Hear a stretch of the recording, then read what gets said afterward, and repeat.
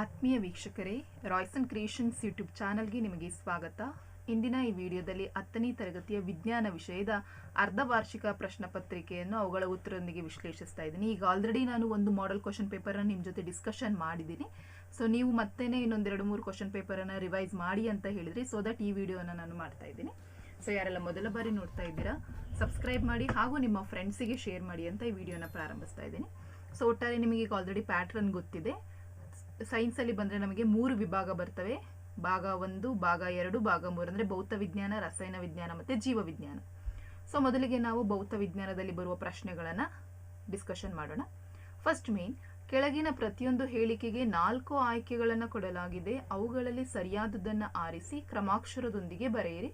So ಇಲ್ಲಿ 2 ಪ್ರಶ್ನೆಗಳಿದ್ದಾವೆ, ಪ್ರತಿಯೊಂದಕ್ಕೂ ಒಂದೊಂದು ಅಂಕ. ಫಸ್ಟ್ ಕ್ವಶನ್, ವಿದ್ಯುತ್ ಕಾಂತೀಯ ಪ್ರೇರಣೆ ತತ್ವದ ಆಧಾರದಲ್ಲಿ ಕಾರ್ಯನಿರ್ವಹಿಸುವ ಸಾಧನ ವಿದ್ಯುತ್ ಜನಕ, ವಿದ್ಯುತ್ ಹೀಟರ್, ವಿದ್ಯುತ್ ಮೋಟಾರ್, ವಿದ್ಯುತ್ ಫ್ಯಾನ್. ಸೊ ಅವರು ಕೇಳಿರೋದು ವಿದ್ಯುತ್ ಕಾಂತೀಯ ಪ್ರೇರಣೆಯ ಆಧಾರದ ಮೇಲೆ ಕೆಲಸವನ್ನು ನಿರ್ವಹಿಸುವಂತಹದ್ದು ವಿದ್ಯುತ್ ಜನಕ ಆಗಿರುತ್ತೆ. ಹಾಗಾಗಿ option A is the right answer. So ವಿದ್ಯುತ್ ಹೀಟರ್ ಅದು ಜೌಲ್ನ ಉಷ್ಣೋತ್ಪಾದನಾ ನಿಯಮದ ಮೇಲೆ ಕೆಲಸವನ್ನು ನಿರ್ವಹಿಸುವಂತಹದ್ದು. ವಿದ್ಯುತ್ ಫ್ಯಾನು ಮತ್ತು ಮೋಟಾರು ಅವೆರಡು ಮೋಟಾರ್ನ, ವಿದ್ಯುತ್ ಫ್ಯಾನು ಮೋಟಾರ್ನ ಆಧಾರದ ಮೇಲೆ. ಸೊ ಇವ್ರು ಕೆಲವರು ವಿದ್ಯುತ್ ಕಾಂತೀಯ ಪ್ರೇರಣೆಯಿಂದ ನಿರ್ವಹಿಸುವಂತಹದ್ದು ವಿದ್ಯುತ್ ಜನಕ, ಡೈನಮೋ ಆಗಿರುತ್ತೆ. ಸೆಕೆಂಡ್ ಕ್ವಶನ್, ವಿದ್ಯುತ್ ಮಂಡಲದಲ್ಲಿ ರೋಧವನ್ನು ಬದಲಾಯಿಸಲು ಬಳಸುವಂತಹ ಸಾಧನ ವೋಲ್ಟಾಮೀಟರ್, ಆಮೀಟರ್, ಗ್ಯಾಲ್ವನಾಮೀಟರ್, ರಿಯೋಸ್ಟಾಟ್. ಸೊ ರೋಧವನ್ನು ಬದಲಾಯಿಸಲು ಬಳಸುವ ಸಾಧನ ರಿಯೋಸ್ಟಾಟ್ ಆಗಿರುತ್ತೆ. ವೋಲ್ಟಾಮೀಟರ್ ಅಂದರೆ ಅಲ್ಲಿ ಎಷ್ಟು ವಿಭವಾಂತರ, ಈಗ ಎಷ್ಟು ವಿಭವಾಂತರವನ್ನು ಅಳೆಯಲು ಬಳಸುವಂತಹ ಸಾಧನ ವೋಲ್ಟಾಮೀಟರ್. ಆ ಮೀಟರ್ ವಿದ್ಯುತ್ ಪ್ರವಾಹ, ಎಷ್ಟು ವಿದ್ಯುತ್ ಹರಿತಾ ಇದೆ ಮಂಡಲದಲ್ಲಿ ಅದನ್ನು ನಾವು ಪರೀಕ್ಷೆ ಮಾಡಲು ಆ ಮೀಟರನ್ನು ಬಳಸ್ತೀವಿ. ಗ್ಯಾಲ್ವನಾಮೀಟರ್ ಎಷ್ಟು ವಿದ್ಯುತ್ತು ಆ ಮಂಡಲದಲ್ಲಿ ಪ್ರವೇಶಿಸ್ತಾ ಇದೆ ಅದನ್ನು ಫೈಂಡ್ ಔಟ್ ಮಾಡಲಿಕ್ಕೆ ಗ್ಯಾಲ್ವನಾಮೀಟರನ್ನು ಬಳಸುವಂಥದ್ದು. ಹಾಗಾಗಿ ರಿಯೋಸ್ಟಾಟನ್ನು ರೋಧವನ್ನು ಬದಲಾಯಿಸಲು ಬಳಸುವ ಸಾಧನ ಆಗಿರುತ್ತೆ. ಹಾಗಾಗಿ option D is the right answer. Next second main, ಕೆಳಗಿನ ಪ್ರಶ್ನೆಗಳಿಗೆ ಒಂದು ಶಬ್ದ ಅಥವಾ ವಾಕ್ಯದಲ್ಲಿ ಉತ್ತರಿಸಿ. ಇಲ್ಲಿ 2 ಪ್ರಶ್ನೆಗಳಿದೆ, ಪ್ರತಿಯೊಂದಕ್ಕೂ 1 ಅಂಕ. ಪರಿವರ್ತಿತ ರೋಧ ಎಂದರೇನು? ವಿದ್ಯುತ್ ವಿಭವಾಂತರದ ಮೂಲವನ್ನು ಬದಲಾಯಿಸದೆ ವಿದ್ಯುತ್ ಪ್ರವಾಹವನ್ನು ನಿಯಂತ್ರಿಸಲು ಉಪಯೋಗಿಸುವ ಉಪಕರಣವನ್ನು ಪರಿವರ್ತಿತ ರೋಧ ಅಂತ ಹೇಳಿ ಕರೀತಾರೆ. ನೆಕ್ಸ್ಟ್ 4ನೇ ಪ್ರಶ್ನೆ, ಒಂದು ವಿದ್ಯುತ್ ಮಂಡಲದಲ್ಲಿ ಓವರ್ಲೋಡ್ ಉಂಟಾಗಲು ಕಾರಣವೇನು? ಸೊ ಓವರ್ಲೋಡ್ ಅಂತ ಹೇಳಿದ್ರೆ ನಿಮಗೆ ಗೊತ್ತಿದೆ, ಯಾವಾಗ ಶಾರ್ಟ್ ಸರ್ಕ್ಯೂಟ್ ಉಂಟಾಗುತ್ತೋ ಆವಾಗ ಇದು ಉಂಟಾಗುವಂಥದ್ದು. ಸೊ ಸರಬರಾಜಾಗುವ ವೋಲ್ಟೇಜ್ನ ಆಕಸ್ಮಿಕ ಹೆಚ್ಚಳದಿಂದ ಹಲವು ಉಪಕರಣಗಳನ್ನು ಒಂದೇ ಸಾಕೆಟ್ಗೆ ಜೋಡಿಸೋದ್ರಿಂದ ಮತ್ತೆ ಸಜೀವ ತಂತಿ ಮತ್ತೆ ತಟಸ್ಥ ತಂತಿ ಎರಡೂ ನೇರ ಸಂಪರ್ಕಕ್ಕೆ ಬಂದಾಗ, ಸೊ ಈ 3 ಕಾರಣಗಳಿಂದಾಗಿ ಮಂಡಲದಲ್ಲಿ ಓವರ್ಲೋಡ್ ಉಂಟಾಗುವಂತಹದ್ದು. ನೆಕ್ಸ್ಟ್ ಥರ್ಡ್ ಮೇನ್, ಕೆಳಗಿನ ಪ್ರಶ್ನೆಗಳಿಗೆ 2 ವಾಕ್ಯಗಳಲ್ಲಿ ಉತ್ತರಿಸಿ. ಇಲ್ಲಿ 2 ಪ್ರಶ್ನೆಗಳಿದೆ, ಪ್ರತಿಯೊಂದು ಪ್ರಶ್ನೆಗೂ 2 ಅಂಕ ಇರ್ತವೆ. 5ನೆಯ ಪ್ರಶ್ನೆ, ಕಾಂತೀಯ ಬಲರೇಖೆಗಳ ಲಕ್ಷಣಗಳನ್ನು ಬರೆಯಿರಿ. ಸೊ ಅಂದರೆ ಕಾಂತೀಯ ಬಲರೇಖೆಗಳಿಗೆ ಏನೆಲ್ಲ ಲಕ್ಷಣ ಇದೆ? ಸೊ ಮೊದಲನೇದಾಗಿ ಕಾಂತೀಯ ಬಲರೇಖೆಗಳು ಉತ್ತರ ಧ್ರುವದಿಂದ ಉತ್ಸರ್ಜಿತವಾಗಿ ದಕ್ಷಿಣ ಧ್ರುವದಲ್ಲಿ ಕೊನೆಗೊಳ್ತವೆ. ಕಾಂತದ ಧ್ರುವದಲ್ಲಿ ಬಲರೇಖೆಗಳು ದಟ್ಟವಾಗಿರ್ತವೆ ಮತ್ತು ಯಾವುದೇ 2 ಕಾಂತೀಯ ಬಲರೇಖೆಗಳು ಪರಸ್ಪರ ಒಂದನ್ನೊಂದು ಛೇದಿಸೋದಿಲ್ಲ. ಸೊ ಇದಿಷ್ಟು ಕಾಂತೀಯ ಬಲರೇಖೆಯ ಗುಣಲಕ್ಷಣಗಳಾಗಿರ್ತವೆ. 6ನೇ ಪ್ರಶ್ನೆ, ವಿದ್ಯುತ್ ಮೋಟಾರಿನಲ್ಲಿ ಒಡಕು ಉಂಗುರಗಳ ಪಾತ್ರವೇನು? ವಾಣಿಜ್ಯ ಮೋಟಾರ್ಗಳು ಸರಳ ಮೋಟಾರ್ಗಳಿಗಿಂತ ಹೇಗೆ ಭಿನ್ನವಾಗಿರ್ತವೆ? ಸೊ ಯಾಕೆ ಒಡಕು ಉಂಗುರಗಳನ್ನು ವಿದ್ಯುತ್ ಮೋಟಾರ್ನಲ್ಲಿ ಬಳಸಿರ್ತಾರೆ ಅಂತ ಹೇಳಿದ್ರೆ, ವಿದ್ಯುತ್ ಮೋಟಾರ್ಗಳಲ್ಲಿ ಈ ಒಂದು ಒಡಕು ಉಂಗುರಗಳು ಅಥವಾ ಸ್ಪ್ಲಿಟ್ ರಿಂಗ್ಸ್ ಅಂತ ಏನಂತ ಹೇಳ್ತೀವಲ್ಲ, ಆ ಒಡಕು ಉಂಗುರಗಳು ದಿಕ್ ಪರಿವರ್ತಕಗಳಾಗಿ ಕಾರ್ಯವನ್ನು ನಿರ್ವಹಿಸ್ತವೆ. ಹಾಗಾಗಿ ಒಡಕು ಉಂಗುರಗಳನ್ನು ಮೋಟಾರ್ನಲ್ಲಿ ಬಳಸಿರ್ತಾರೆ. ಸೊ ವಾಣಿಜ್ಯ ಮೋಟಾರ್ಗಳು ಸರಳ ಮೋಟಾರ್ಗಳಿಗಿಂತ ಯಾವ ರೀತಿ ಭಿನ್ನವಾಗಿವೆ ಅಂತ ಹೇಳಿದ್ರೆ, ವಾಣಿಜ್ಯ ಮೋಟಾರ್ಗಳಲ್ಲಿ ಸ್ಥಿರವಾದ ಕಾಂತದ ಸ್ಥಳದಲ್ಲಿ ವಿದ್ಯುತ್ ಕಾಂತವನ್ನು ಬಳಸ್ತಾರೆ. ವಿದ್ಯುತ್ ವಾಹಕದ ಸುರುಳಿಯಲ್ಲಿ ಹೆಚ್ಚಿನ ಸಂಖ್ಯೆಯ ಸುತ್ತುಗಳನ್ನು ಹೊಂದಿರುವ ತಂತಿಗಳನ್ನು ಬಳಸ್ತಾರೆ ಮತ್ತು ಸುರುಳಿಯಿಂದ ಸುತ್ತಲ್ಪಟ್ಟ ಮೃದು ಕಬ್ಬಿಣವನ್ನು ಬಳಸಲಾಗ್ತದೆ. ಹಾಗಾಗಿ ಸರಳ ಮೋಟಾರ್ಗಿಂತ ವಾಣಿಜ್ಯ ಮೋಟಾರ್ ಭಿನ್ನವಾಗಿದೆ. ನೆಕ್ಸ್ಟ್ ಫೋರ್ತ್ ಮೇನ್, ಕೆಳಗಿನ ಪ್ರಶ್ನೆಗಳಿಗೆ ಉತ್ತರಿಸಿ. ಸೊ ಒಟ್ಟಾರೆ ಇಲ್ಲಿ 2 ಪ್ರಶ್ನೆಗಳಿದೆ, 3 ಅಂಕದ ಪ್ರಶ್ನೆಗಳಿವು. 7ನೇ ಪ್ರಶ್ನೆ, ಅದರಲ್ಲಿ ಸಬ್ ಕ್ವಶನ್, ಓಮ್ನ ನಿಯಮವನ್ನು ನಿರೂಪಿಸಿ. ವಿದ್ಯುತ್ ಕಾಂತೀಯ ಪ್ರೇರಣೆ ಎಂದರೇನು? ವಿದ್ಯುತ್ ಚಾಲಕ ಬಲವು ಅವಲಂಬಿಸಿರುವ ಅಂಶಗಳು ಯಾವುವು? ಸೊ ಈ ಪ್ರಶ್ನೆಗೆ ಆಪ್ಷನ್ ಇದೆ. ವಿದ್ಯುತ್ ಮಂಡಲದಲ್ಲಿ 50 ಓಮ್ ರೋಧವಿರುವ ಒಂದು ವಿದ್ಯುತ್ ಬಲ್ಬನ್ನು 10 ವ್ಯಾಟ್ ಬ್ಯಾಟರಿಗೆ 10 ವೋಲ್ಟ್ ಬ್ಯಾಟರಿಗೆ ಸಂಪರ್ಕಿಸಲಾಗಿದೆ. ವಿದ್ಯುತ್ ಬಲ್ಬ್ನ ಮೂಲಕ ಹರಿಯುವ ವಿದ್ಯುತ್ ಪ್ರವಾಹ ಮತ್ತು ಬಲ್ಬ್ನ ಸಾಮರ್ಥ್ಯವನ್ನು ಕಂಡುಹಿಡಿಯಿರಿ. ಸೊ ಮೊದಲನೇ ಪ್ರಶ್ನೆನ ನಾವು ನೋಡೋಣ. ಓಮ್ನ ನಿಯಮ ಕೇಳಿದರೆ. ಸೊ ಓಮ್ನ ನಿಯಮ ಅಂದರೆ ಸ್ಥಿರವಾದ ತಾಪದಲ್ಲಿ ವಿದ್ಯುತ್ ಮಂಡಲದಲ್ಲಿನ ಲೋಹದ ತಂತಿಯ ನಡುವಿನ ವಿಭವಾಂತರ ಅದರ ಮೂಲಕ ಹರಿಯುವ ಪ್ರವಾಹಕ್ಕೆ ನೇರ ಅನುಪಾತದಲ್ಲಿ ಇರುತ್ತದೆ. ಸೊ ಇದು ಓಮ್ನ ನಿಯಮ. V proportional to I. So V equal to I into R. Next ವಿದ್ಯುತ್ ಕಾಂತೀಯ ಪ್ರೇರಣೆ ಅಂತ ಹೇಳಿದ್ರೆ ಒಂದು ಮಂಡಲಕ್ಕೆ ಲಗತ್ತಾದ ಕಾಂತಕ್ಷೇತ್ರವು ಬದಲಾದಾಗ ಮಂಡಲದಲ್ಲಿ ವಿದ್ಯುತ್ ಪ್ರೇರಣೆಗೊಳ್ಳುತ್ತದೆ. ಇದನ್ನ ವಿದ್ಯುತ್ ಕಾಂತೀಯ ಪ್ರೇರಣೆ ಅಂತ ಹೇಳಿ ಕರೀತಾರೆ. ಸೊ ವಿದ್ಯುತ್ ಚಾಲಕ ಬಲವು ಅವಲಂಬಿಸಿರುವ ಅಂಶಗಳು ಯಾವಂತ ಹೇಳಿದ್ರೆ ಸುರುಳಿಯ ಸುತ್ತುಗಳ ಸಂಖ್ಯೆ ಮತ್ತೆ ಕಾಂತಕ್ಷೇತ್ರದ ದರ. ಇವುಗಳ ಮೇಲೆ ವಿದ್ಯುತ್ ಚಾಲಕ ಬಲ ಅವಲಂಬಿತವಾಗಿದೆ. ಸೊ ಈ ಪ್ರಶ್ನೆಗೆ ಆಪ್ಷನ್ ಕೊಟ್ಟಿದ್ದಾರೆ, ಲೆಕ್ಕವನ್ನ ಬಿಡಿಸ್ಬೇಕು ನೀವು. ಏನೇನು ಕೊಟ್ಟಿದ್ದಾರೆ ಬರ್ಕೊಳ್ಳೋಣ. ವಿದ್ಯುತ್ ಮಂಡಲದಲ್ಲಿ 50 ಓಮ್ ರೋಧ ಅಂದ್ರೆ ರೆಸಿಸ್ಟೆನ್ಸ್ ಕೊಟ್ಟಿದ್ದಾರೆ, ಆರ್ ಕೊಟ್ಟಿದ್ದಾರೆ 50 ಓಮ್. ಅದೇ ರೀತಿ ಅದನ್ನ ಯಾವುದೋ 10 ವೋಲ್ಟ್ ಬ್ಯಾಟ್ರಿಗೆ ಕನೆಕ್ಟ್ ಮಾಡಿದ್ದಾರೆ, ಹಾಗಾಗಿ ವಿ ಕೊಟ್ಟಿದ್ದಾರೆ, ವಿ 10 ವೋಲ್ಟ್ ಆಯಿತು. ಸೊ ಅವ್ರು ಕೇಳಿರೋದೇನು, ವಿದ್ಯುತ್ ಬಲ್ಬ್ನ ಮೂಲಕ ಹರಿಯುವ ವಿದ್ಯುತ್ ಪ್ರವಾಹ ಮತ್ತೆ ಬಲ್ಬ್ನ ಸಾಮರ್ಥ್ಯ ಪಿ ಮತ್ತೆ ಐ ಅನ್ನ ಕಂಡುಹಿಡಿಯಬೇಕು. ಸೊ ನಮಗೆ ಸೂತ್ರ ಗೊತ್ತಿದೆ, ಓಮ್ನ ನಿಯಮ, V is equal to I R. So I ಕಂಡುಹಿಡಿಬೇಕಾಗಿರೋದ್ರಿಂದ ಏನಾಗುತ್ತೆ, ವಿ ಬೈ ಆರ್ ಆಗುತ್ತೆ. ಸೊ 10/50 ಆಯಿತು. 0 0 ಕ್ಯಾನ್ಸಲ್ ಆದರೆ 1/5. 1/5 ಅನ್ನ ಕ್ಯಾನ್ಸಲ್ ಮಾಡಿದ್ರೆ 0.2 ಆಂಪ್ಸ್ ಆಗುತ್ತೆ. ಸೊ ಅಲ್ಲಿಗೆ ನನಗೆ ಐ ಗೊತ್ತಾಯಿತು. ವಿದ್ಯುತ್ ಬಲ್ಬ್ನ ಮೂಲಕ ಹರಿಯುವ ವಿದ್ಯುತ್ ಪ್ರವಾಹವನ್ನ ಕಂಡಿಡ್ಕೊಂಡಿದ್ದೀವಿ 0.2 ಆಂಪ್ಸ್. ಸೊ ಅವ್ರು ಕೇಳಿರೋದು ಸಾಮರ್ಥ್ಯ. ಸೊ ಸಾಮರ್ಥ್ಯಕ್ಕೂ ಸೂತ್ರ ಇದೆ, P is equals to V into I. So P is equal to V ಅಂದರೆ 10, ಐ ಅಂದರೆ 0.2 ಬಂದಿದೆ. ಎರಡನ್ನು ಗುಣಿಸಿದ್ರೆ 2 ವ್ಯಾಟ್ ಆಗುತ್ತೆ. ಹಾಗಾಗಿ ಆ ಒಂದು ವಿದ್ಯುತ್ ಬಲ್ಬ್ನ ಒಟ್ಟು ಸಾಮರ್ಥ್ಯ 2 ವ್ಯಾಟ್ ಆಗಿದೆ.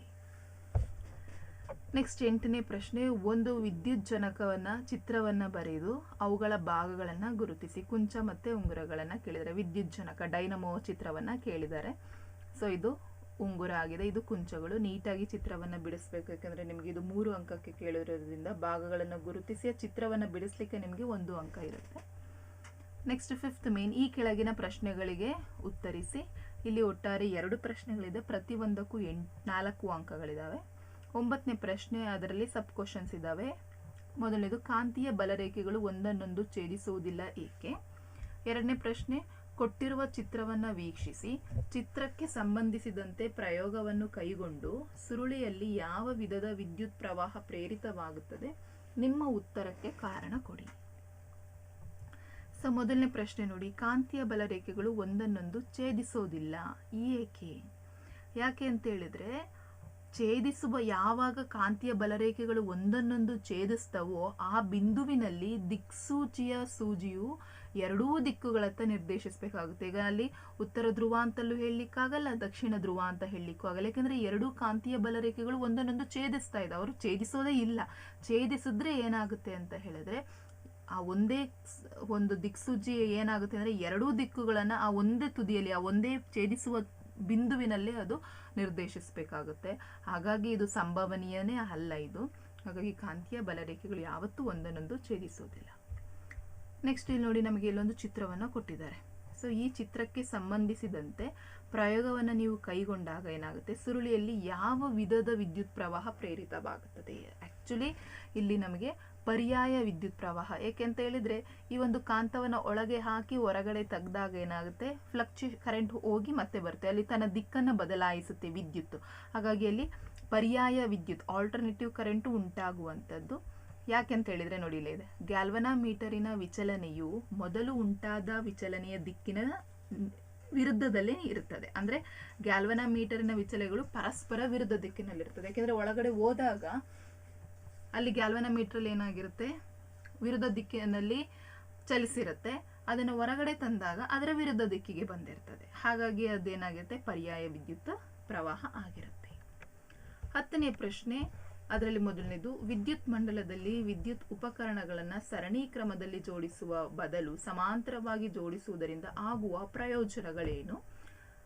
ಇನ್ನೊಂದು ಪ್ರಶ್ನೆ, ಆಮೀಟರ್ ಮತ್ತು ವೋಲ್ಟಾಮೀಟರ್ಗಳನ್ನು ವಿದ್ಯುತ್ ಮಂಡಲದಲ್ಲಿ ಹೇಗೆ ಜೋಡಿಸುತ್ತಾರೆ, ಅವುಗಳ ಕಾರ್ಯವೇನು? ಸೊ ಮೊದಲನೇ ಪ್ರಶ್ನೆ ಉತ್ತರನ ನೋಡೋಣ.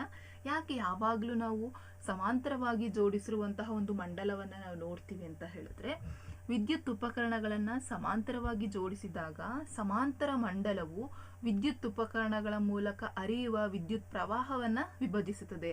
ಅಂದರೆ ಈಗ ನಮ್ಮ ಮನೆಗಳಲ್ಲೇ ನೀವು ತೆಗೆದುಕೊಂಡ್ರೆ ಈಗ ಕರೆಂಟ್ ಏನಾಗುತ್ತೆ, ಬಲ್ಬಿಗೂ ಹೋಗುತ್ತೆ, ವಾಷಿಂಗ್ ಮಿಷಿನ್ಗೂ ಹೋಗುತ್ತೆ, ರೆಫ್ರಿಜರೇಟರ್ಗೂ ಹೋಗುತ್ತೆ, ಓವನ್ಗೂ ಹೋಗುತ್ತೆ, ಗೀಸರ್ಗೂ ಹೋಗುತ್ತೆ. ಅಲ್ಲಿ ಏನಾಗಿದೆ ಅಂದರೆ ಸಮಾಂತರವಾಗಿ ಜೋಡಿಸಿರೋದ್ರಿಂದ ಪ್ರತಿಯೊಂದು ಉಪಕರಣಗಳಿಗೂ ತನ್ನದೇ ಆದಂತಹ ವಿದ್ಯುತ್ ಪ್ರವಾಹ ಬೇಕಾಗಿರುತ್ತೆ. ಏಕೆಂದರೆ ರೆಫ್ರಿಜರೇಟರ್ಗೆ ಜಾಸ್ತಿ ಬೇಕಿರುತ್ತೆ, ಗೀಸರ್ಗೂ ಜಾಸ್ತಿ ಬೇಕಿರುತ್ತೆ, ಬಲ್ಬಿಗೆ ತುಂಬ ಕಡಿಮೆ ಪ್ರಮಾಣದ ವಿದ್ಯುತ್ ಪ್ರವಾಹ ಬೇಕಾಗಿರುತ್ತೆ. ಹಾಗಾಗಿ ಸಮಾಂತರವಾಗಿ ಜೋಡಿಸಿರೋದ್ರಿಂದ ಪ್ರತಿಯೊಂದು ಒಂದು ಉಪಕರಣಗಳಿಗೂ ವಿದ್ಯುತ್ ಪ್ರವಾಹ ಏನಾಗುತ್ತೆ, ವಿಭಜಿಸುತ್ತೆ.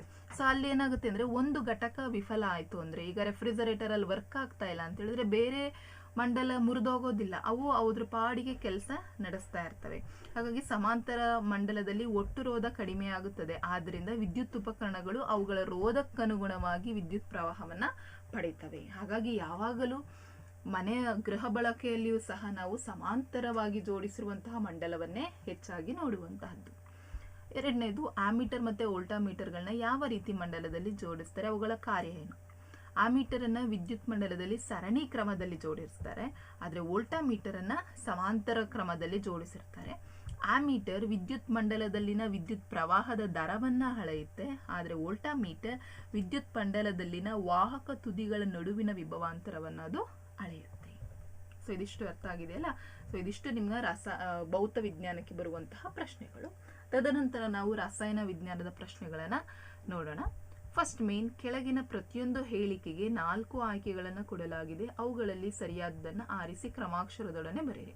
ಸೊ ಒಟ್ಟಾರೆ ಮಕ್ಕಳು ನಿಮಗೆ MCQ ಸೇಮ್ ನಿಮ್ಮ ಮ್ಯಾಥಮೆಟಿಕ್ಸ್ ಸೋಷಿಯಲ್ ಅಲ್ಲಿ ಏನಿರುತ್ತೋ ಅದೇ ರೀತಿ MCQ 8 ಮಾರ್ಕ್ಸಿಗೆ 1 ಅಂಕದ ಪ್ರಶ್ನೆ 8, 2 ಅಂಕದ ಪ್ರಶ್ನೆ 8 ಬರ್ತವೆ, 3 ಅಂಕದ ಪ್ರಶ್ನೆಗಳು 9 ಇರ್ತವೆ. ಮಾರ್ಕ್ಸ್ಗಳು ನಿಮ್ಗಲ್ಲಿ ಸಬ್ ಕ್ವಶನ್ಸ್ ಅಲ್ಲಿ ಡಿವೈಡ್ ಆಗ್ತವಷ್ಟೇ, ಅರ್ಥ ಆಗ್ತದೆ. ಅದೇ ರೀತಿ 4 ಕ್ವಶನ್ಸ್, 4 ಮಾರ್ಕ್ಸಿಗೆ 4 ಕ್ವಶನ್ 3 ಭಾಗದಿಂದಲೂ ಡಿವೈಡ್ ಆಗ್ತದೆ. 5 ಅಂಕಕ್ಕೆ ಯಾವುದಾದ್ರು ಒಂದು ಭಾಗದಿಂದ ಒಂದು ಪ್ರಶ್ನೆಯನ್ನ ತೆಗೆದುಕೊಳ್ತಾರೆ. ಹಾಗಾಗಿ ಚೆನ್ನಾಗಿ ಅಭ್ಯಾಸ ಮಾಡಿ. ಸೊ ಇಲ್ಲಿ 3 MCQ ಇದಾವೆ. 11ನೇ ಪ್ರಶ್ನೆ, ಲೋಹದ ಸಲ್ಫೈಡ್ ಅದುರನ್ನ ಆಕ್ಸೈಡ್ಗಳನ್ನಾಗಿ ಪರಿವರ್ತಿಸಲು ಉಪಯೋಗಿಸುವಂತಹ ಕ್ರಿಯೆ ಯಾವುದು? ಕಾಯಿಸುವಿಕೆ, ಹುರಿಯುವಿಕೆ, ಅಪಕರ್ಷಣೆ, ವಿದ್ಯುತ್ ವಿಭಜನೆ. ಅವ್ರು ಕೇಳಿರೋದೇನು? ಲೋಹದ ಸಲ್ಫೈಡ್ ಅನ್ನ ಆಕ್ಸೈಡ್ ಆಗಿ ಪರಿವರ್ತಿಸಲಿಕ್ಕೆ ಹುರಿಯುವಿಕೆ ವಿಧಾನವನ್ನ, ಪ್ರಕ್ರಿಯೆಯನ್ನ ಯೂಸ್ ಮಾಡುವಂಥದ್ದು. ಹಾಗಾಗಿ option B is the right answer. 12ನೇ ಪ್ರಶ್ನೆ, ತಾಮ್ರದ ಸಲ್ಫೈಡ್ ದ್ರಾವಣದಿಂದ ತಾಮ್ರವನ್ನ ಸ್ಥಾನ ಪಲ್ಲಟಗೊಳಿಸುವಂತಹ ಲೋಹ ಯಾವುದು? ತಾಮ್ರದ ಸಲ್ಫೈಟ್ ಇಂದ ತಾಮ್ರವನ್ನ ಪಲ್ಲಟಗೊಳಿಸುವಂತಹದ್ದು ಕೊಟ್ಟಿರೋದ್ರಲ್ಲಿ ಕಬ್ಬಿಣ. ಹಾಗಾಗಿ ಇದರಲ್ಲಿ ಇದೇ ಕಬ್ಬಿಣನೇ ಕ್ರಿಯಾಶಾಲಿ ಆಗಿರ್ತದೆ. ಇವೆಲ್ಲವಕ್ಕೆ ಹೋಲಿಸಿದ್ರೆ ಇದು ರಿಯಾಕ್ಟಿವಿಟಿ ತುಂಬಾ ಇದು ಕ್ರಿಯಾಶೀಲವಾಗಿರುವಂತದ್ರಿಂದ ಕಬ್ಬಿಣ ತಾಮ್ರದ ಸಲ್ಫೇಟ್ ಅನ್ನ ಸ್ಥಾನ ಪಲ್ಲಟಗೊಳಿಸ್ತದೆ. Option C is the right answer. 13th question, ಒಂದು ದ್ರಾವಣ ಕೆಂಪು ಲಿಟ್ಮಸ್ ಅನ್ನ ನೀಲಿ ಬಣ್ಣಕ್ಕೆ ಬದಲಾಯಿಸಿದರೆ ಅದರ pH ಮೌಲ್ಯ 1, 4, 5, 10. ಸೊ ಅರ್ಥ ಮಾಡ್ಕೊಳ್ಳಿ, ಕೆಂಪು ಲಿಟ್ಮಸ್ ಅನ್ನ ನೀಲಿ ಲಿಟ್ಮಸ್ಗೆ ಬದಲಾಯಿಸ್ತಾ ಇದೆ ಅಂದ್ರೆ ಅದೊಂದು ಪ್ರತ್ಯಾಮ್ಲೀಯ ಆಗಿರಬೇಕು. ಓಕೆನಾ? ನೀಲಿ ಬಣ್ಣದಿಂದ ಕೆಂಪುಗೆ ಬರ್ತಾ ಇದೆ ಅಂತ ಹೇಳಿದ್ರೆ ಅದು ಒಂದು ಆಸಿಡ್ ಆಗಿರುತ್ತೆ. ಓಕೆನಾ? ಸೊ ಇಲ್ಲಿ ಕೆಂಪು ಲಿಟ್ಮಸ್ ಅನ್ನ ನೀಲಿ ಬಣ್ಣಕ್ಕೆ ಬದಲಾಯಿಸ್ತಾ ಇದೆ ಅಂತ ಹೇಳಿದ್ರೆ ಅದು ಒಂದು ಪ್ರತ್ಯಾಮ್ಲೀಯ. ಈಗ ನಿಮಗೆ pH ಸ್ಕೇಲ್ ಗೊತ್ತಿರಬೇಕು. 1 ರಿಂದ 7 ತನಕ ಬರುವಂತವೆಲ್ಲ ಆಮ್ಲೀಯ, 7 ನಂತರ ಬರುವಂತದ್ದು ಪ್ರತ್ಯಾಮ್ಲೀಯ. ಹಾಗಾಗಿ option D 10 is the right answer, ಯಾಕಂದ್ರೆ ಅದು ಪ್ರತ್ಯಾಮ್ಲೀಯ ಆಗಿರ್ತದೆ. ಸೆಕೆಂಡ್ ಮೇನ್, ಕೆಳಗಿನ ಪ್ರಶ್ನೆಗಳಿಗೆ ಒಂದು ಶಬ್ದ ಅಥವಾ ವಾಕ್ಯದಲ್ಲಿ ಉತ್ತರಿಸಿ. ಇಲ್ಲಿ 3 ಪ್ರಶ್ನೆಗಳಿದಾವೆ, 1 ಅಂಕ. ಚಿಪ್ಸ್ ತಯಾರಕರು ಚಿಪ್ಸ್ನ ಪೊಟ್ಟಣದೊಳಗೆ ನೈಟ್ರೋಜನ್ ಅನಿಲವನ್ನ ಹಾಯಿಸುತ್ತಾರೆ ಏಕೆ? ಯಾಕೆಂತ ಹೇಳಿದ್ರೆ ಚಿಪ್ಪು ಉತ್ಕರ್ಷಣೆಗೊಳ್ಳುವುದನ್ನ ತಡೆಗಟ್ಟಲು ಅಥವಾ ಕಮಟುವಿಕೆಯನ್ನ ತಡೆಗಟ್ಟಲು. ನೆಕ್ಸ್ಟ್ 15ನೇ ಪ್ರಶ್ನೆ, ಪ್ಲಾಸ್ಟರ್ ಆಫ್ ಪ್ಯಾರಿಸ್ ಅನ್ನ ತೇವಾಂಶ ನಿರೋಧಕ ಸಂಗ್ರಹದಲ್ಲಿ ಸಂಗ್ರಹಿಸಿ ಇಡಬೇಕು, ವೈಜ್ಞಾನಿಕ ಕಾರಣ ಕೊಡಿ. ಯಾಕೆಂತ ಹೇಳಿದ್ರೆ ಪ್ಲಾಸ್ಟರ್ ಆಫ್ ಪ್ಯಾರಿಸ್ ಅನ್ನ ತೇವಾಂಶ ಇರೋದ್ರಲ್ಲಿ ಸಂಗ್ರಹಿಸಿದ್ರೆ ಅದೇನಾಗುತ್ತೆ, ಗಟ್ಟಿಯಾಗಿ ಘನರೂಪದ ಜಿಪ್ಸಮ್ ಆಗಿ ಪರಿವರ್ತನೆ ಹೊಂದುತ್ತೆ. ಹಾಗಾಗಿ ಅದನ್ನ ತೇವಾಂಶ ನಿರೋಧಕ ಸಂಗ್ರಹಕಗಳಲ್ಲಿ ಸಂಗ್ರಹಿಸಬೇಕು. 16ನೇ ಪ್ರಶ್ನೆ, ಉಭಯವರ್ತಿ ಆಕ್ಸೈಡ್ಸ್ ಎಂದರೇನು? ಉಭಯವರ್ತಿ ಆಕ್ಸೈಡ್ಸ್ ಅಥವಾ ಆಂಫಿಟರಿಕ್ ಆಕ್ಸೈಡ್ಸ್ ಅಂತೀವಿ. ಲೋಹದ ಆಕ್ಸೈಡ್ಗಳು ಆಮ್ಲ ಮತ್ತೆ ಪ್ರತ್ಯಾಮ್ಲ ಎರಡರ ಜೊತೆಗೂ ವರ್ತಿಸಿ ಲವಣ ಮತ್ತೆ ನೀರನ್ನ ಉತ್ಪತ್ತಿ ಮಾಡ್ತದೆ. ಇದನ್ನೇ ನಾವು ಉಭಯವರ್ತಿ ಆಕ್ಸೈಡ್ಸ್ ಅಂತ ಹೇಳಿ ಕರೆಯುವಂಥದ್ದು. ನೆಕ್ಸ್ಟ್ ಥರ್ಡ್ ಮೇನ್, ಕೆಳಗಿನ ಪ್ರಶ್ನೆಗಳಿಗೆ 2 ವಾಕ್ಯಗಳಲ್ಲಿ ಉತ್ತರಿಸಿ. ಒಟ್ಟಾರೆ ಇಲ್ಲಿ 3 ಪ್ರಶ್ನೆಗಳಿದಾವೆ, 2 ಅಂಕದ ಪ್ರಶ್ನೆಗಳು. 17ನೇ ಪ್ರಶ್ನೆ, ನೀರಿನ ವಿದ್ಯುತ್ ವಿಭಜನೆಯಲ್ಲಿ ಉಪಯೋಗಿಸುವ ಉಪಕರಣದ ಚಿತ್ರವನ್ನ ಬರೆಯಿರಿ. ಕೆಳಗಿನ ಭಾಗಗಳನ್ನ ಗುರುತಿಸಿ. ಗ್ರಾಫೈಟ್, ದಂಡ ಮತ್ತೆ ಕ್ಯಾಥೋಡ್ ಅಂತ ಕೇಳಿದ್ದಾರೆ. ಸೊ ಇಲ್ಲಿ ನೀರಿನ ವಿದ್ಯುತ್ ವಿಭಜನೆಯ ಚಿತ್ರ ಕೇಳಿರೋದು. ಸೊ ಇದು ಚಿತ್ರ, ಇದು ಗ್ರಾಫೈಟ್ ದಂಡ ಆಗಿರುತ್ತೆ, ಇದು ಕ್ಯಾಥೋಡ್ ಆಗಿರುತ್ತೆ. ಸೊ ಚಿತ್ರವನ್ನ ಚೆನ್ನಾಗಿ ಅಭ್ಯಾಸ ಮಾಡ್ಕೊಳ್ಳಿ. 12 ಅಂಕಕ್ಕೆ ನಿಮಗೆ ಚಿತ್ರಗಳಿರ್ತವೆ. 18ನೆಯ ಪ್ರಶ್ನೆ, ಲೋಹಗಳ ಯಾವುದಾದರೂ 4 ಭೌತಿಕ ಲಕ್ಷಣಗಳನ್ನ ಬರೆಯಿರಿ. ಸೊ ಲೋಹದ ಲಕ್ಷಣಗಳು, ಭೌತಿಕ ಲಕ್ಷಣಗಳು, ರಾಸಾಯನಿಕ ಅಲ್ಲ, ಭೌತಿಕ ಕೇಳಿರೋದು.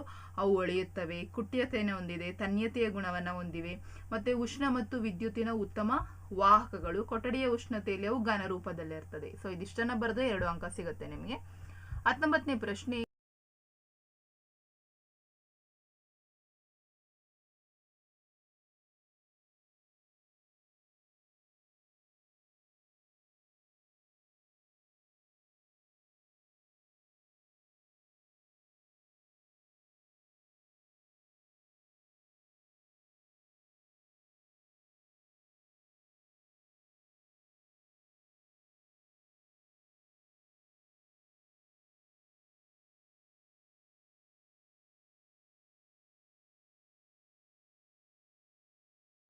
ನೆಕ್ಸ್ಟ್ 4ನೇ ಮೇನ್, ಈ ಕೆಳಗಿನ ಪ್ರಶ್ನೆಗಳಿಗೆ ಉತ್ತರಿಸಿ. ಇಲ್ಲಿ 3 ಅಂಕದ 3 ಪ್ರಶ್ನೆಗಳಿದಾವೆ. 20ನೆಯ ಪ್ರಶ್ನೆ, ಈ ಕೆಳಗಿನ ರಾಸಾಯನಿಕ ಕ್ರಿಯೆಗಳು ಸರಿದೂಗಿಸಿದ ರಾಸಾಯನಿಕ ಸಮೀಕರಣವನ್ನ ಬರೆಯಿರಿ. Very important. ನಾನು ಇದ್ರ ಬಗ್ಗೆ ಸಪ್ರೇಟ್ ವಿಡಿಯೋನೇ ಮಾಡಿದ್ದೀನಿ, ಯಾವ ರೀತಿ ನೀವು ರಾಸಾಯನಿಕ ಸಮೀಕರಣ ಬರೆಯೋದು. ಅಷ್ಟು ನಾನು ಮಾಡಿರೋ ಅದರಲ್ಲಿ 30 ರಾಸಾಯನಿಕ ಸಮೀಕರಣಗಳಿದಾವೆ. ನೀವು ಅಷ್ಟನ್ನ ಓದ್ಕೊಂಡ್ರೆ ಅದರಲ್ಲೇ ನಿಮಗೆ ಯಾವ್ದಾದ್ರು 3 ಅಂಕಕ್ಕೆ ಸಮೀಕರಣಗಳು ಬರ್ತವೆ. ಕ್ಯಾಲ್ಸಿಯಂ ಕಾರ್ಬೋನೇಟ್ ಅನ್ನ ಕಾಯಿಸಿದಾಗ, ಅದಕ್ಕೆ ಉಷ್ಣ ನೀಡಿದಾಗ calcium oxide plus carbon dioxide. So calcium carbonate ಅಂದ್ರೆ ನಾವು CaCO3. ನಿಮಗೆ ರಾಸಾಯನಿಕ ಹೆಸರು ಗೊತ್ತಿರಬೇಕು, ಆಗ ಮಾತ್ರ ನೀವು ಸರಿದೂಗಿಸ್ಲಿ ಬರೀಲಿಕ್ಕೆ ಸಾಧ್ಯ, ಮತ್ತೆ ವೇಲೆನ್ಸಿ ಗೊತ್ತಿರಬೇಕು. CaCO3 ಕ್ಯಾಲ್ಸಿಯಂ ಕಾರ್ಬೋನೇಟ್ ಅನ್ನ ಉಷ್ಣ ಕಾಯಿಸಿದಾಗ ಏನಾಗ್ತದೆ, ಕ್ಯಾಲ್ಸಿಯಂ ಆಕ್ಸೈಡ್ ಅಂದ್ರೆ CaO ಆಗುತ್ತೆ. Calcium oxide plus carbon dioxide CO2 ಆಗುತ್ತೆ. ಸೊ ಇದು ಸರಿದೂಗಿದೆ, ಯಾಕೆಂದ್ರೆ ಇಲ್ಲಿ 3 ಆಕ್ಸಿಜನ್, ಇಲ್ಲೂ 3 ಆಕ್ಸಿಜನ್ ಇದೆ, 2 ಕಾರ್ಬನ್, 1 ಕ್ಯಾಲ್ಸಿಯಂ ಇದೆ, 1 ಕಾರ್ಬನ್, 1 ಕ್ಯಾಲ್ಸಿಯಂ ಇದೆ, ಸರಿದೂಗಿದೆ. 2ನೇ ಪ್ರಶ್ನೆ, ಹೈಡ್ರೋಜನ್ ಪ್ಲಸ್ ಕ್ಲೋರಿನ್. ಹೈಡ್ರೋಜನ್ ಮತ್ತೆ ಕ್ಲೋರಿನ್ ಎರಡು ಸೇರಿ ಹೈಡ್ರೋಜನ್ ಕ್ಲೋರೈಡ್ ಆಗ್ತಾ ಇದೆ. H2 plus Cl2 gives 2HCl ಆಗಿದೆ. ನೆಕ್ಸ್ಟ್ ಮೆಗ್ನೀಷಿಯಂ ಪ್ಲಸ್ ಹೈಡ್ರೋಕ್ಲೋರಿಕ್ ಆಮ್ಲ. ಮೆಗ್ನೀಷಿಯಂ ಮತ್ತೆ ಹೈಡ್ರೋಕ್ಲೋರಿಕ್ ಆಮ್ಲ ಸೇರಿ ಮೆಗ್ನೀಷಿಯಂ ಕ್ಲೋರೈಡ್ ಆಗಿ ಹೈಡ್ರೋಜನ್ ಬಿಡುಗಡೆ ಆಗ್ತಾ ಇದೆ. ಹಾಗಾಗಿ Mg plus 2HCl gives 2MgCl plus H2 ಆಗುತ್ತೆ. ಸೊ ಈ ರೀತಿ ನೀವು ಸರಿದೂಗಿಸಿ ಬರೆಯೋದನ್ನ ಚೆನ್ನಾಗಿ ಅಭ್ಯಾಸ ಮಾಡಿ. 21ನೇ ಪ್ರಶ್ನೆ, ಸಾರರಿಕ್ತ ಸಲ್ಫ್ಯೂರಿಕ್ ಆಮ್ಲದೊಂದಿಗೆ ಸತುವಿನ ಚೂರುಗಳ ವರ್ತನೆ ಮತ್ತು ಉರಿಸುವಿಕೆಯ ಮೂಲಕ ಹೈಡ್ರೋಜನ್ ಅನಿಲದ ಪರೀಕ್ಷೆ ತೋರಿಸುವ ಉಪಕರಣದ ಜೋಡಣೆಯ ಅಂದವಾದ ಚಿತ್ರವನ್ನ ಬರೆದು ಎಲ್ಲಾ ಭಾಗಗಳನ್ನ ಗುರುತಿಸಿ. ಸೊ ನೋಡಿ, ನಿಮಗೆ ಎಲ್ಲಾ ಭಾಗಗಳನ್ನ ಕೇಳೋದನ್ನ ಚಿತ್ರ ಇದೆ, ಎಲ್ಲಾ ಭಾಗಗಳು ಗುರುತಿಸಿ. ಇದನ್ನ ನೀವು ಚೆನ್ನಾಗಿ ಅಭ್ಯಾಸ ಮಾಡಬೇಕು, ಯಾಕೆಂದ್ರೆ ನಿಮ್ಮ ಫೈನಲ್ ಎಕ್ಸಾಮಲ್ಲೂ ಹೆಚ್ಚಾಗಿ 3 ಅಂಕಕ್ಕೆ ಇದನ್ನ ಕೇಳ್ತಾರೆ.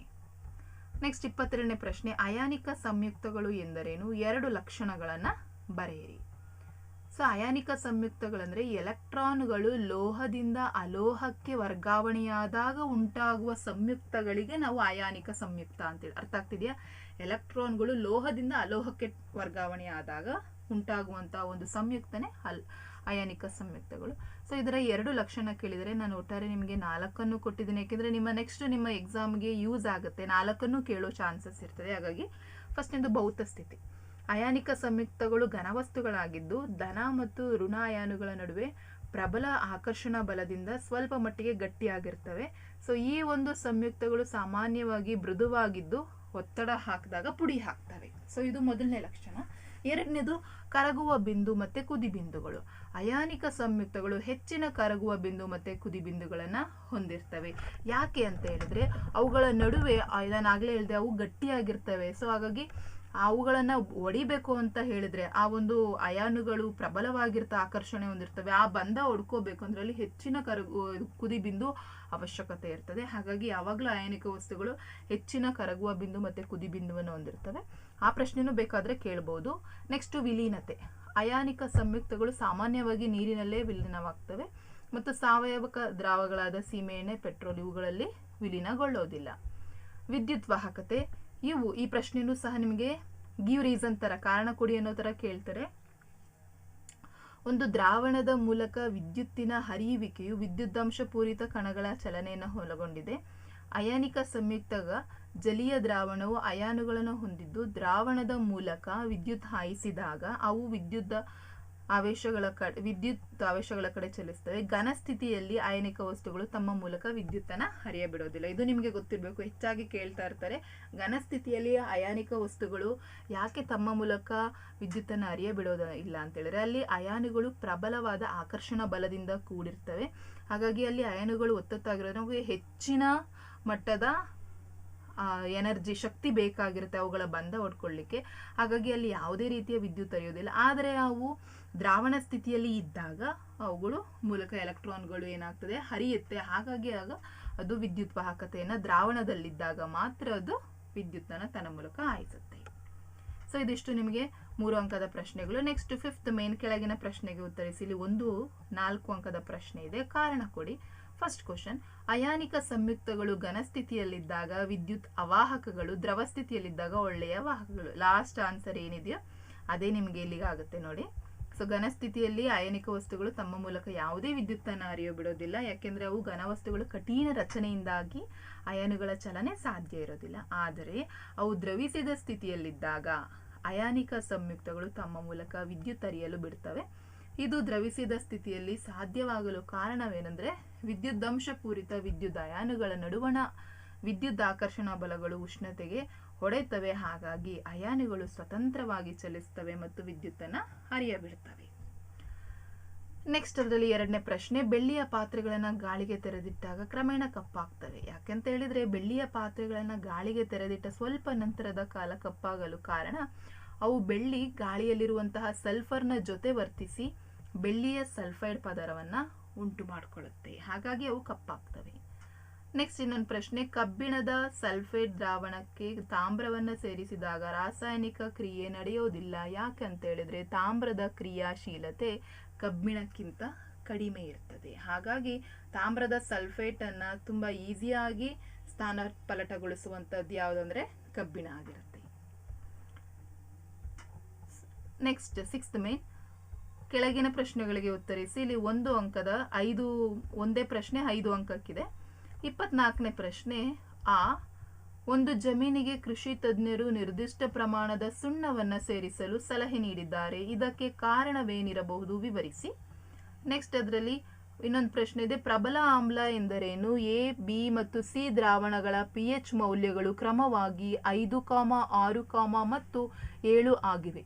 ಇವುಗಳಲ್ಲಿ ಅತ್ಯಂತ ಹೆಚ್ಚು ಆಮ್ಲೀಯ ಸ್ವಭಾವವನ್ನು ಹೊಂದಿರುವ ದ್ರಾವಣ ಯಾವುದು, ಏಕೆ? ಮೊದಲನೇದವ್ರು ಏನು ಕೇಳಿದ್ರೆ, ಯಾಕೆ ನಿರ್ದಿಷ್ಟ ಪ್ರಮಾಣದ ಸುಣ್ಣವನ್ನು ಸೇರಿಸಬೇಕು ಅಂತ ಕೃಷಿ ತಜ್ಞರು ಸಲಹೆಯನ್ನ ಕೊಡ್ತಾರೆ ಅಂದ್ರೆ, ಸಸ್ಯಗಳ ಆರೋಗ್ಯಕರ ಬೆಳವಣಿಗೆಗೆ ನಿರ್ದಿಷ್ಟ pH ವ್ಯಾಪ್ತಿ ಅಗತ್ಯವಿದೆ. ಹಾಗಾಗಿ ಅವರ ಜಮೀನಿನ ಮಣ್ಣು ಆಮ್ಲೀಯವಾಗಿದೆ, ಸುಣ್ಣವು ಪ್ರತ್ಯಾಮ್ಲೀಯ, ಆದ್ದರಿಂದ ಮಣ್ಣಿಗೆ ಸುಣ್ಣವನ್ನ ಸೇರಿಸೋದ್ರಿಂದ ಆಮ್ಲೀಯತೆ ಕಡಿಮೆ ಆಗ್ತದೆ ಮತ್ತು ಅದು ತಟಸ್ಥಗೊಳಿಸ್ತದೆ. ಹಾಗಾಗಿ ಕೃಷಿ ತಜ್ಞರಲ್ಲಿ ನಿರ್ದಿಷ್ಟ ಪ್ರಮಾಣದ ಸುಣ್ಣವನ್ನ ಸೇರಿಸಲಿಕ್ಕೆ ಹೇಳ್ತಾರೆ, ಯಾಕೆಂದ್ರೆ ಆ ಜಮೀನಿನ ಮಣ್ಣು ಆಮ್ಲೀಯತೆಯನ್ನು ಹೊಂದಿರುತ್ತೆ. 2ನೇ ಪ್ರಶ್ನೆಗೆ ಆನ್ಸರ್ ನೋಡೋಣ. ಎ ದ್ರಾವಣ ಹೆಚ್ಚು ಆಮ್ಲೀಯ ಸ್ವಭಾವವನ್ನು ಹೊಂದಿದೆ, ಯಾಕೆಂದ್ರೆ ಅಲ್ಲಿ ಹೆಚ್ಚು H+ ಅಯಾನುಗಳನ್ನು ಹೊಂದಿರುವುದು.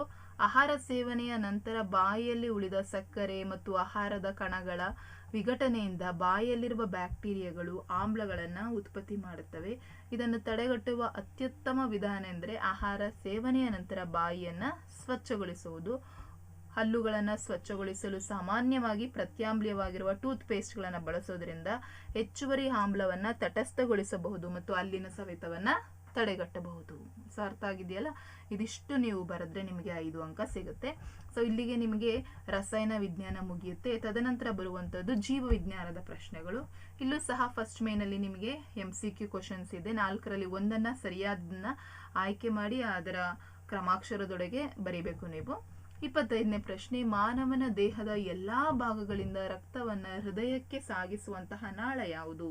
ಅಪಧಮನಿ, ಲೋಮನಾಳಗಳು, ಪುಪ್ಪಸಕ ಅಪಧಮನಿಗಳು, ಅಭಿಧಮನಿಗಳು. ಸೊ ಅಭಿಧಮನಿಗಳು, ಆಪ್ಷನ್ ಡಿ ಅಭಿಧಮನಿಗಳು ಸರಿಯಾದ ಉತ್ತರ. ಯಾಕೆಂದ್ರೆ ಮಾನವನ ದೇಹದ ಎಲ್ಲಾ ಭಾಗಗಳಿಂದ ರಕ್ತವನ್ನ ಹೃದಯಕ್ಕೆ ಸಾಗಿಸೋದು ಅಭಿಧಮನಿಗಳಾಗಿರ್ತದೆ.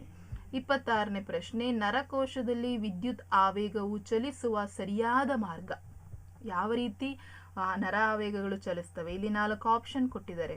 ಸೊ ಇದರಲ್ಲಿ ಸರಿಯಾದಂಥ ಉತ್ತರ ಆಪ್ಷನ್ ಎ. ಯಾಕೆ ಅಂತ ಹೇಳಿದ್ರೆ ಫಸ್ಟ್ ನರವೇಗ ಅಲ್ಲಿ ವಿದ್ಯುತ್ ಆವೇಗ ಚಲಿಸ್ತಾ ಇದೆ ಅಂದರೆ ಅದು ಡೆಂಡ್ರೈಟ್ನ ಮೂಲಕ ಕೋಶಕಾಯಕ್ಕೆ ಬರುತ್ತೆ, ಕೋಶಕಾಯದಿಂದ ಆಕ್ಸನ್ಗೆ ಬರುತ್ತೆ, ಆಕ್ಸನ್ನಿಂದ ನರತುದಿಗೆ ಬರ್ತದೆ. ಹಾಗಾಗಿ option A is the right answer. Next 27ನೇ ಪ್ರಶ್ನೆ, ಮೊದಲನೆಯ ಪೋಷಣಾ ಸ್ತರಕ್ಕೆ ಲಭ್ಯವಿರುವ ಶಕ್ತಿ 5000 ಜೌಲ್ಗಳಾದರೆ ಹಾವಿಗೆ ದೊರಕುವ ಶಕ್ತಿಯ ಪ್ರಮಾಣ ಎಷ್ಟು? ಇದು ಆಲ್ರೆಡಿ ನಾನು ಲಾಸ್ಟ್ ಇಯರ್ ಒಂದು ಕ್ವಶನ್ ಪೇಪರಲ್ಲೂ ನಾನು ನಿಮ್ಮ ಜೊತೆ ಲಾಸ್ಟ್ ಪೇಪರಲ್ಲೂ ಡಿಸ್ಕಷನ್ ಮಾಡಿದ್ದೆ.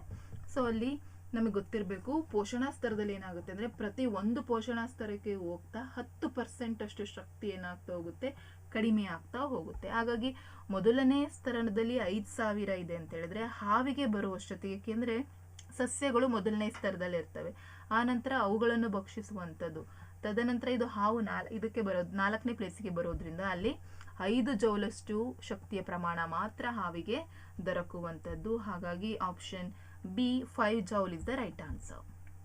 ಸೆಕೆಂಡ್ ಮೇನ್, ಕೆಳಗಿನ ಪ್ರಶ್ನೆಗಳಿಗೆ ಒಂದು ಶಬ್ದ ಅಥವಾ ವಾಕ್ಯದಲ್ಲಿ ಉತ್ತರಿಸಿ. ಇಲ್ಲಿ 3 ಪ್ರಶ್ನೆಗಳಿದಾವೆ, ಒಂದೊಂದು ಅಂಕ. 28ನೇ ಪ್ರಶ್ನೆ, ಸ್ನಾಯುಗಳಲ್ಲಿ ಲ್ಯಾಕ್ಟಿಕ್ ಆಮ್ಲವು ಯಾವ ಸಂದರ್ಭದಲ್ಲಿ ಉತ್ಪತ್ತಿಯಾಗ್ತದೆ? ಸ್ನಾಯುಗಳಲ್ಲಿ ಯಾವಾಗ ಅದು ಉತ್ಪತ್ತಿ ಆಗುತ್ತೆ ಲ್ಯಾಕ್ಟಿಕ್ ಆಮ್ಲ ಅಂದರೆ ಆಕ್ಸಿಜನ್ನ ಕೊರತೆ ಇರುವಾಗ ಲ್ಯಾಕ್ಟಿಕ್ ಆಮ್ಲ ಉಂಟಾಗ್ತದೆ. 29ನೇ ಪ್ರಶ್ನೆ, ಸಸ್ಯಗಳಲ್ಲಿ ಧನ ಗುರುತ್ವಾನುವರ್ತನೆಗೆ ಒಂದು ಉದಾಹರಣೆ.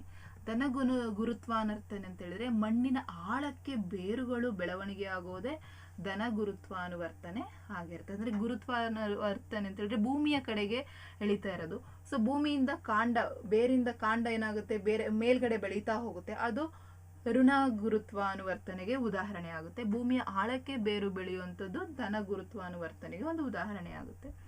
30ನೇ ಪ್ರಶ್ನೆ, ಜೈವಿಕ ಸಂವರ್ಧನೆ ಎಂದರೇನು? ಕೆಲವು ರಾಸಾಯನಿಕಗಳು ಆಹಾರ ಸರಪಳಿಯನ್ನು ಪ್ರವೇಶಿಸಿದಾಗ ಒಂದು ಪೋಷಣಾ ಸ್ತರದಿಂದ ಇನ್ನೊಂದು ಪೋಷಣಾ ಸ್ತರಕ್ಕೆ ಹೋದಂತೆ ಗರಿಷ್ಠ ಸಾಂದ್ರತೆಯಲ್ಲಿ ಸಂಗ್ರಹವಾಗುವುದನ್ನ ಜೈವಿಕ ಸಂವರ್ಧನೆ ಅಂತ ಹೇಳಿ ಕರೀತಾರೆ. 3ನೇ ಮೇನದ್ರಲ್ಲಿ ಕೆಳಗಿನ ಪ್ರಶ್ನೆಗಳಿಗೆ 2 ವಾಕ್ಯದಲ್ಲಿ ಉತ್ತರಿಸಿ. ಇಲ್ಲಿ ಒಟ್ಟಾರೆ 3 ಪ್ರಶ್ನೆಗಳಿದ್ದಾವೆ, 2 ಅಂಕದ ಪ್ರಶ್ನೆಗಳು. 31ನೇ ಪ್ರಶ್ನೆ, ಚಪಾತಿಯನ್ನು ನಿಧಾನವಾಗಿ ಜಗಿದು ತಿಂದಾಗ ಸಿಹಿಯಾಗಿ ರುಚಿಸುತ್ತದೆ ಏಕೆ? ಯಾಕೆ ಅಂತ ಹೇಳಿದ್ರೆ ಅದರಲ್ಲಿ ಅದನ್ನ ಹಗದು ತಿನ್ಬೇಕಾದ್ರೆ ಬಿಡುಗಡೆ ಆಗುವ ಲಾಲಾರಸದಲ್ಲಿ ಅಮೈಲೇಸ್ ಕಿಣ್ವ ಇರ್ತದೆ. ಮತ್ತೆ ಈ ಕಿಣ್ವ ಚಪಾತಿಯಲ್ಲಿನ ಪಿಷ್ಟವನ್ನ ವಿಭಜಿಸಿ ಸರಳ ಸಕ್ಕರೆಯಾಗಿ ಪರಿವರ್ತಿಸುತ್ತದೆ. ಯಾಕೆಂದ್ರೆ ನಮ್ಗೆ ಗೊತ್ತಿದೆ ಚಪಾತಿಯಲ್ಲಿ ಕಾರ್ಬೋಹೈಡ್ರೇಟ್ಸ್ ಇರುತ್ತೆ. ಸೊ ಹಾಗಾಗಿ ಅದನ್ನ ನಿಧಾನಾಗಿ ಚೆನ್ನಾಗಿ ಅಗದು ತಿಂದಾಗ ನಮಗೆ ಅದು ಸಕ್ಕರೆಯಾಗಿ ಪರಿವರ್ತಿಸುತ್ತೆ ಅಮೈಲೇಸ್ ಕಿಣ್ವ, ಹಾಗಾಗಿ ಅದು ಸಿಹಿ ಇರುತ್ತೆ. 32ನೇ ಪ್ರಶ್ನೆ, ನ್ಯೂರಾನ್ನ ರಚನೆಯನ್ನು ಬರೆದು ಭಾಗಗಳನ್ನು ಗುರುತಿಸಿ. ಸೊ ಚಿತ್ರವನ್ನು ಚೆನ್ನಾಗಿ ಅಭ್ಯಾಸ ಮಾಡಿ. ಇದು ಡೆಂಡ್ರೈಟ್ ಆಗಿರುತ್ತೆ, ಕೋಶಕಾಯ, ಆಕ್ಸಾನ್ ಮತ್ತೆ ನರತುದಿ. 33ನೇ ಪ್ರಶ್ನೆ, ಒಬ್ಬ ವಿದ್ಯಾರ್ಥಿಯು ಸೌತೆಕಾಯಿ ಚೂರುಗಳು, ಗಾಜಿನ ಚೂರುಗಳು, ಬಾಳೆಹಣ್ಣಿನ ಸಿಪ್ಪೆ ಮತ್ತು ಪ್ಲಾಸ್ಟಿಕ್ ಪೆನ್ ಇವುಗಳನ್ನು ಒಂದು ಗುಂಡಿಯಲ್ಲಿ ಹಾಕಿ ಮುಚ್ಚುತ್ತಾನೆ. 1 ತಿಂಗಳ ನಂತರ ಆ ವಸ್ತುವಿನಲ್ಲಿ ಯಾವ ಬದಲಾವಣೆಯನ್ನು ಗಮನಿಸಬಹುದು? ಈ ಬದಲಾವಣೆಗೆ ವೈಜ್ಞಾನಿಕ ಕಾರಣವನ್ನ ಕೊಡಿ. ಸೌತೆಕಾಯಿ ಚೂರು, ಬಾಳೆಹಣ್ಣಿನ ಸಿಪ್ಪೆ ಇವೆಲ್ಲ ಏನಾಗಿರ್ತವೆ ಅಂತ ಹೇಳಿದ್ರೆ ಜೈವಿಕ ವಿಘಟನೆಗೆ ಒಳಗಾಗುವ ವಸ್ತುಗಳು. ಹಾಗಾಗಿ ಇವೇನಾಗಿದ್ದಾವೆ, ಕ್ರಮೇಣ ವಿಘಟನೆಯನ್ನು ಹೊಂದಿ ಮಣ್ಣಲ್ಲಿ ಬೆರ್ತೋಗಿರ್ತವೆ. ಆದರೆ ಅದೇ ಗುಂಡಿಯಲ್ಲಿ ಗಾಜಿನ ಚೂರು, ಪ್ಲಾಸ್ಟಿಕ್ ಪೆನ್ ಇವು ಜೈವಿಕ ವಿಘಟನೆಗೆ ಒಳಗಾಗದ ವಸ್ತುಗಳು. ಇವು ಕೊಳೆಯದೆ ಹಾಗೇ ಅಲ್ಲೇ ಉಳಿತವೆ. ಇವು ಪರಿಸರ ಮಾಲಿನ್ಯವನ್ನ ಉಂಟು ಮಾಡ್ತವೆ. ನೆಕ್ಸ್ಟ್ 4th ಮೇನ್, ಕೆಳಗಿನ ಪ್ರಶ್ನೆಗಳಿಗೆ ಉತ್ತರಿಸಿ. ಇಲ್ಲಿ 3 ಅಂಕದ 3 ಪ್ರಶ್ನೆಗಳಿದೆ. 34ನೇ ಪ್ರಶ್ನೆ, ಸಸ್ಯ ಒಂದರ ಎತ್ತರದ ಭಾಗಗಳಿಗೆ ನೀರಿನ ಸಾಗಾಣಿಕೆ ಹೇಗೆ ಆಗ್ತದೆ? ಹೇಗೆ ಸಸ್ಯ ಅಷ್ಟೊಂದು ಎತ್ತರ ಇದ್ರೂ ನೀರಿನ ಸಾಗಾಣಿಕೆ ನೆಲದಿಂದ ಆಗುತ್ತೆ ಅಂತ ಹೇಳಿದ್ರೆ ಮಣ್ಣಿನ ಸಂಪರ್ಕದಲ್ಲಿರುವಂತಹ ಬೇರುಗಳು ನೀರು ಮತ್ತು ಅಯಾನುಗಳನ್ನು ಹೀರಿಕೊಳ್ತವೆ. ಬಾಷ್ಪ ವಿಸರ್ಜನೆಯಿಂದ ಪತ್ರರಂಧ್ರಗಳ ಮೂಲಕ ನಷ್ಟವಾದಂತಹ ನೀರು ಎಲೆಗಳಲ್ಲಿ ಚೋಷ್ಣವನ್ನ ಉಂಟು ಮಾಡ್ತವೆ. ಇದು ನೀರು ಮತ್ತು ಅದರಲ್ಲಿ ಕರಗಿರುವ ಲವಣಗಳ ಹೀರುವಿಕೆಗೆ ಮತ್ತು ಅವುಗಳ ಮೇಲ್ಮುಖ ಚಲನೆಗೆ ಬಲವನ್ನ ಒದಗಿಸ್ತವೆ. 35ನೇ ಪ್ರಶ್ನೆ, ಈ ಕೆಳಗಿನ ಸಸ್ಯ ಹಾರ್ಮೋನ್ಗಳ ಕಾರ್ಯಗಳನ್ನು ತಿಳಿಸಿ. Very important. Auxin, cytokinins and ಆಪ್ಸಿಕಾಮ್ಲ. ಸೊ ಆಕ್ಸಿನ್ ಏನ್ ಕೆಲಸ ಅಂತ ಹೇಳಿದ್ರೆ ಜೀವಕೋಶಗಳು ಉದ್ದವಾಗಿ ಬೆಳೆಯಲು ಸಹಾಯ ಮಾಡ್ತದೆ. ಸೈಟೋಕಿನ್ಸ್ ಹಣ್ಣು ಮತ್ತು ಬೀಜಗಳಲ್ಲಿ ಕೋಶ ವಿಭಜನೆಗೆ ಸಹಾಯ ಮಾಡುವಂಥದ್ದು. ಆಪ್ಸಿಕಾಮ್ಲ ಸಸ್ಯದ ಬೆಳವಣಿಗೆಯನ್ನ ನಿಲ್ಲಿಸುವಂತಹದ್ದು ಅದರ ಕೆಲಸ ಆಗಿರ್ತದೆ. 37ನೇ ಪ್ರಶ್ನೆ, ಮಾಲಿನ್ಯಕ್ಕೆ ಒಳಪಟ್ಟಂತಹ ಪರಿಸರ ವ್ಯವಸ್ಥೆಯಲ್ಲಿ ಕಂಡುಬರುವ ಆಹಾರ ಸರಪಳಿಯೊಂದನ್ನು ನೀಡಿದೆ. ಇದನ್ನು ವೀಕ್ಷಿಸಿ ಕೆಳಗಿನ ಪ್ರಶ್ನೆಗೆ ಉತ್ತರಿಸಿ. ಸೊ ನೋಡಿ ಏನು ಕೊಟ್ಟಿದ್ದಾರೆ, ಸಿಹಿ ನೀರು, ಶೈವಲ, ಮೀನುಗಳು, ಪಕ್ಷಿಗಳು. ಜೈವಿಕ ವರ್ಧನೆಯಿಂದ ಹೆಚ್ಚು ತೊಂದರೆಗೊಳಗಾಗುವ ಜೀವಿ ಯಾವುವು, ಯಾಕೆ? ಜೈವಿಕ ಸಂವರ್ಧನೆಯಿಂದ ಈ ಪರಿಸರ ವ್ಯವಸ್ಥೆಯಲ್ಲೂ ಕ್ರಮೇಣ ನಶಿಸಿ ಹೋಗ್ತಾ ಇದೆ, ಏಕೆ? ಸೊ ಮೊದಲನೇ ಪ್ರಶ್ನೆಗೆ ಆನ್ಸರ್ ಮಾಡೋಣ. ಈ ಒಂದು ಜೈವಿಕ ಸಂವರ್ಧನೆಯಿಂದ ಹೆಚ್ಚು ತೊಂದರೆಗೆ ಒಳಗಾಗ್ತಿರುವ ಜೀವಿಗಳು ಯಾವುವು ಅಂತ ಹೇಳಿದರೆ ಅವು ಪಕ್ಷಿಗಳು.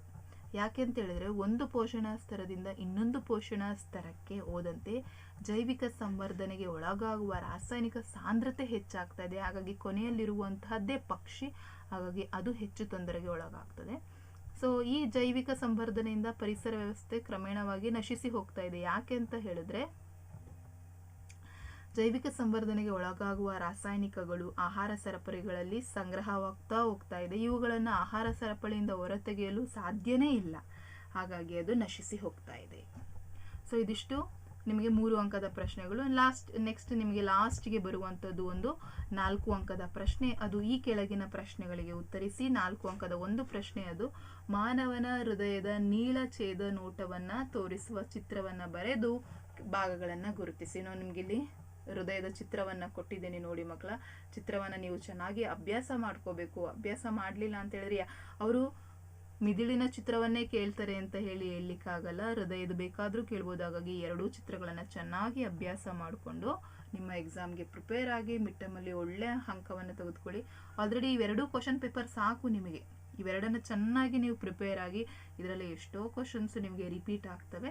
ಈ ಒಂದು ಬೇಸಿಸ್ ಮೇಲೆ ನೀವು ನಿಮ್ಮ ಟೆಕ್ಸ್ಟ್ ಬುಕ್ಕನ್ನು ಚೆನ್ನಾಗಿ ಓದ್ತಾ ಹೋದರೆ 100% 100 ಔಟ್ ಆಫ್ 100 ಅನ್ನು ನಿಮ್ಮ ಮಿಡ್ ಟರ್ಮಲ್ಲೇ ನೀವು ತೆಗೆದುಕೊಳ್ಬೋದು ಅಂತ ಹೇಳ್ತಾ ಈ ವಿಡಿಯೋನ ಇಲ್ಲಿಗೆ ಎಂಡ್ ಮಾಡ್ತಾ ಇದ್ದೀನಿ. Thank you for watching this video.